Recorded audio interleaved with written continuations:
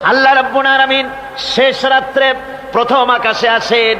হাদিস শরীফে এসেছে প্রথম আকাশে আল্লাহ রাব্বুল আলামিন এসে দুনিয়ার মানুষকে ডাকেন, কে আছো? গুনাহ করে জীবন বোঝাই করে ফেলেছো, নাফরমানি করেছো, গুনাহ করেছো, অথবা বিপদে পড়েছো, ঋণগ্রস্ত হয়ে পড়েছো, অসুবিধায় পড়েছো, মামলা মকদ্দমায় পড়েছো, আমার কাছে মাপ চাও, আমার কাছে সাহায্য চাও। এই সময় যে সমস্ত বান্দারা আরামের ঘুমকে হারাম করে আল্লাহর দরবারে কাঁদতে থাকে, তাহাজ্জুদের নামাজ আদায় করে যখন হাত তুলে কাঁদে, আল্লাহ পাক তখন এই দৃশ্য দেখে ফেরেশতাদের বলেন, ও আমার ফেরেশতারা, আমার ওই বান্দাগুলি কাঁদে কেন? সমস্ত মানুষ যখন ঘুমানো, এই বান্দাগুলি কাঁদে কেন বলো? ফেরেশতারা বলে, আল্লাহ তুমি তো ভালো করে জানো। ফেরেশতারা বলে, আল্লাহ পাক বলবেন, তবুও তোমাদের মুখ থেকে শুনতে চাই।